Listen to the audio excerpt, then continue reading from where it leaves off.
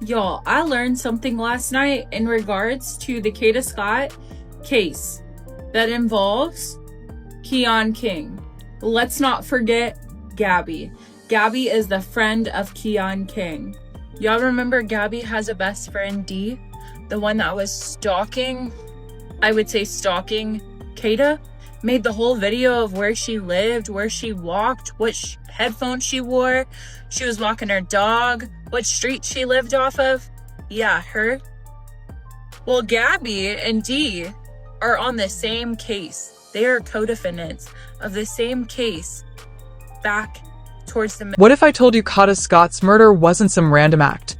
What if Keon King, the man sitting behind bars right now, was nothing more than the muscle? Listen closely. Keon has officially been charged with the unaliving of 23-year-old Kata. Murder, kidnapping, arson, conspiracy, the whole list. But here's where things get twisted.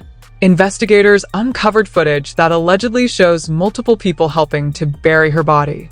And now whispers are spreading that Keon didn't act alone, that maybe, just maybe, he was hired. Yet while everyone's attention is locked on Keon, there's another name slipping through the cracks, someone nobody's looking at. Kata's boyfriend, Taz, real name Ramir. And girl, when you hear what Nicole uncovered, it'll make your head spin. A landscaping business, a rap sheet stacked with assault and conspiracy charges, and a home sitting right in the same direction they were last seen walking after Kata was killed. So tell me, did Keon really act alone? Or did somebody hand him cash to make this happen? Is Taz the one who should actually be in cuffs right now? Because seriously, something's not adding up, somebody's lying, and somebody's still walking free. Kada Scott is just 23 years old, living in Philadelphia, Pennsylvania, and working at a nursing home not far from home. October 4th started out like any other morning. Her mama saw her before she left for work, not knowing that would be the last time she'd ever see her daughter alive. That evening, Kata clocked in for her shift like normal. She did what she always did, showed up on time, ready to work, but something happened that night. Something that made her leave before her shift was even over. And that's when everything began to unravel. In the days leading up to October 4th, Kata had been telling her family and friends that somebody was harassing her, constantly blowing up her phone, making her nervous, making her feel unsafe. Her loved ones knew something was off, but none of them realized how bad it was about to get. Now, let's talk about the men in Kata's life, because this is where the story gets messy. First, there's Keon King. He went by the nickname Kel. Based on their messages, Kata clearly knew him well enough to call him that. They had some kind of relationship, whether it was romantic, friendly, or something in between, nobody knows for sure. But what we do know, Keon called Kata 12 times on October 4th. 12. That's not random. That's not casual. That's somebody demanding attention. Then there's Taz, Kata's boyfriend. His legal name? Ramir. According to his statement to police, the last time he spoke with Kata was right before she went missing. Convenient, right? But here's where it gets crazy. Nicole started digging into him, and what she discovered. It's flat out disturbing. Reference to the Kada Scott case, I have the full documentation for the probable cause affidavit. What I want to discuss today is the data on her devices and when they last pinged and when they were last seen, as well as dig into it and give y'all a visual. Let's dive. For y'all to look at what was said in the affidavit, it says iPad last seen or pinged at 10:21 p.m. near 6845 Anderson Street. iPhone last seen 10:4 at 10:24 near 6921 Anderson Street. And then the iWatch was last seen 10:5, 1:14 a.m. at all. See, here's where the story takes a left turn.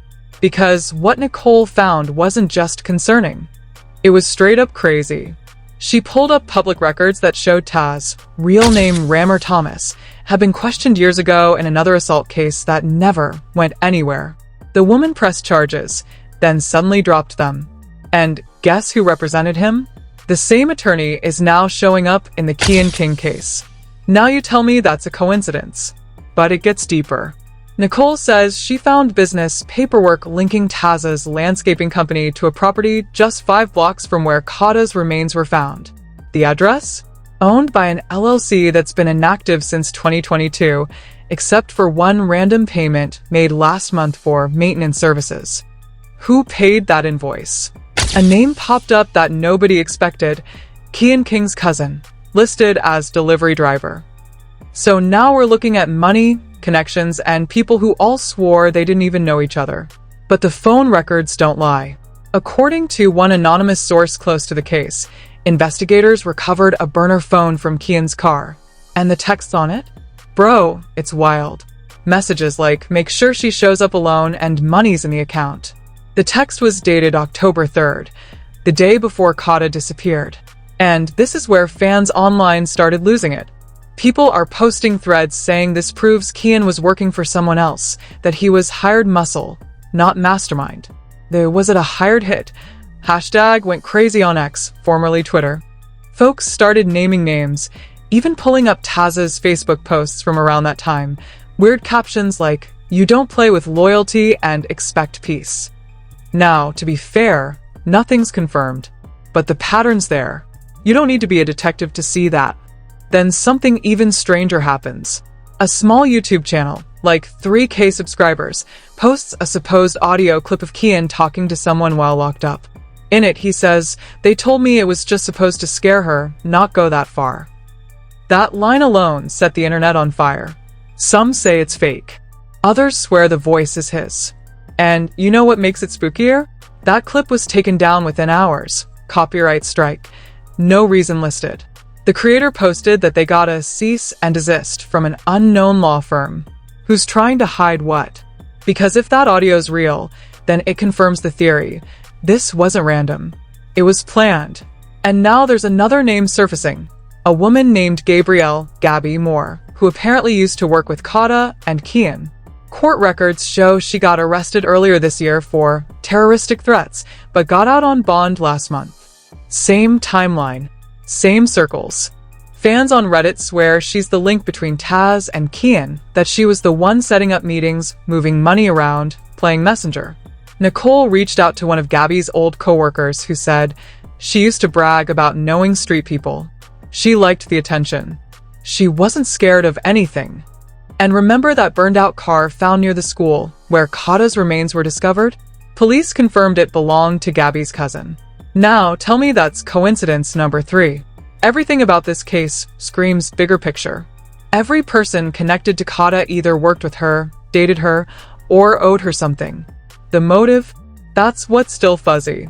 Some people say Kata knew something, maybe something that could have gotten someone fired, or worse, exposed. There's talk that she'd been keeping notes on people who were stealing medication at the nursing home. She told her mom she didn't feel safe anymore. So maybe this wasn't about love. Maybe it was about silence. Because here's what shook me. A source close to Kata's family says her phone was found wiped, but the iCloud backup was still active. Detectives apparently accessed messages that were deleted right before she vanished. One of them read, "If anything happens to me, check my notes." Fans online started calling it the Kata files. They're saying there might be screenshots, videos, receipts she'd been collecting on people at work, including a few who suddenly stopped showing up right after she went missing. Then an old coworker goes on TikTok claiming she once overheard Kata arguing on the phone. She said, "I'm not covering for y'all anymore." Then she hung up and started crying. Think about that. And here's where the tension gets wild. Because now the rumor is that covering up wasn't about the job, it was about money moving through that same nursing home. Nicole says she found a PayPal account connected to one of the employees under investigation. And that same account sent a transfer to Taza's landscaping company days before Kata vanished. $3,500. Same amount mentioned in the texts from Kian's phone. The same number of fans keep highlighting online. Now people are saying the hit wasn't hired by some mystery stranger. It was done to protect a side hustle that Kata accidentally stumbled into. Maybe she found out they were scamming elderly clients, moving money, and she threatened to report it. And that's when they decided she had to go. The crazy part? There's no official mention of this in police reports, But every leak, every anonymous insider keeps pointing to that one motive: silence the whistleblower. You can't tell me that many coincidences stack up for no reason. And the scariest part, every time new info comes out online, something gets deleted. Posts vanish. Accounts disappear. Nicole herself said 2 of her TikToks about the case got flagged within an hour for sensitive content. So, is someone cleaning digital traces? Or is this case bigger than just Philly drama? Because as it stands, Kata's mom is demanding a full federal investigation, saying local authorities missed connections that were right in front of them. She said, "My baby didn't die for nothing. Somebody paid for this, and I'm gonna find out who." And while that video of her crying went viral, Kian's attorney gave a press statement saying, "My client maintains he did not act alone." Did you catch that? Did not act alone. The internet did. And now everyone's watching to see if Taz, Gabby, or anyone else connected to those money trails gets brought in next. Because of this case, it's not solved. It's unraveling. And that's where everything spirals. Right after Kian's attorney dropped that he didn't act alone line, the internet blew up all over again. Within hours, multiple anonymous accounts started posting what they called the real story.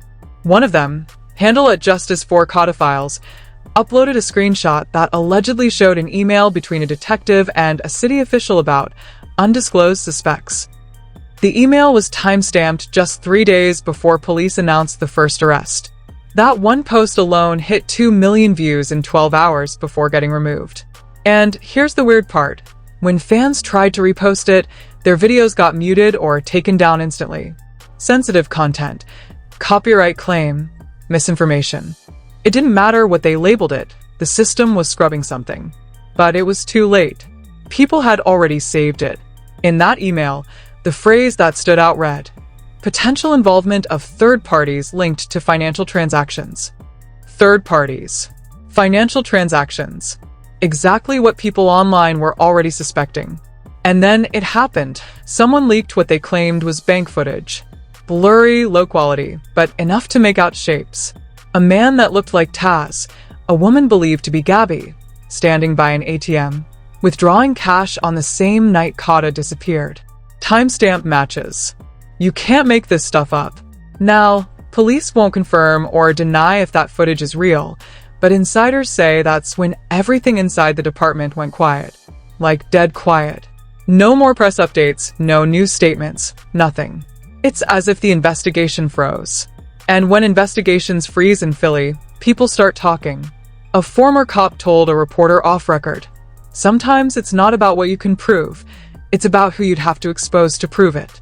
That one line sent chills through the internet. Because now fans started wondering, what if this wasn't just about Kata's murder? What if this touched people with real power? Remember that assisted living facility where Kata worked? Well, get this. Public records show the company changed ownership just 1 month after her death. Completely new management. New LLC. Same address. So, who bought it? Turns out the buyer's name is tied to a regional healthcare group that, guess what, had contracts with city funding. And just like that, the hired hit theory went from rumor to headline. But while the internet pieced everything together, Kata's family was falling apart. Her mom stopped doing interviews. Her sister deleted all her social media. People were saying they were getting threats, weird phone calls, cars parked outside. Nicole even went live one night crying, saying, "They want me to shut up, but I can't." The live cut off mid-sentence. When she came back later, she said her phone overheated, but viewers swear they saw a man's shadow behind her before it ended. At this point, fans were convinced this case wasn't just about murder, it was about cover-up. The craziest part? Out of nowhere, a new witness surfaced. A man who claimed to have seen Kata's car being followed that night by 2 vehicles, one silver sedan, one black SUV. He said the license plate of the sedan matched a vehicle registered to a city contractor who did maintenance work for the nursing home. That revelation cracked everything open again. Because now we're talking potential insider corruption, not just street beef. And then a bombshell. Court documents quietly updated on the city's database listed 2 new persons of interest. No names, but both described as female, aged 25 to 35. Fans immediately guessed Gabby was one of them, but who was the second woman? The speculation went wild. Some said it was a nurse from the same facility.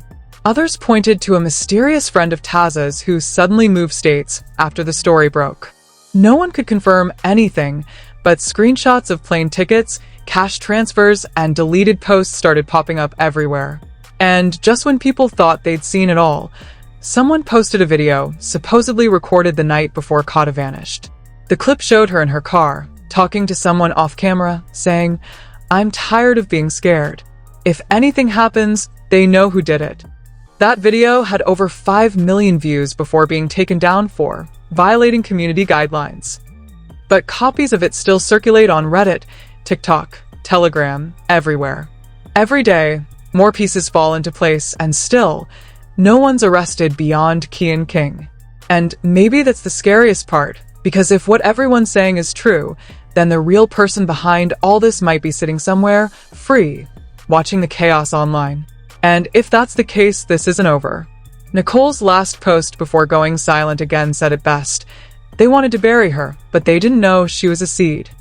Because the more people try to silence the story, the louder it gets. This case has officially gone from tragedy to movement. Now the world's watching to see who speaks next. Kian, Taz, Gabby, or someone we haven't even heard of yet. Because in Philly right now, the truth ain't hiding. It's waiting. So here's where we stand. A young woman's life stolen, a community in chaos, and a truth that refuses to stay buried. The Kada Scott case started as just another heartbreaking story. But now, it's become a symbol, a reminder that behind every headline, every hashtag, there's always something darker, something deeper. We've got a man behind bars claiming he didn't act alone. We've got money trails, deleted messages, and people who suddenly don't remember where they were. And we've got a family still searching for answers while the internet does what investigators won't: connect the dots. Was it love gone wrong? A setup from the inside? Or was it truly a hired hit designed to keep Kata quiet forever? That's the question nobody in power seems ready to answer. But you've seen the signs. You've heard the leaks. You've followed the trail. Now it's your turn.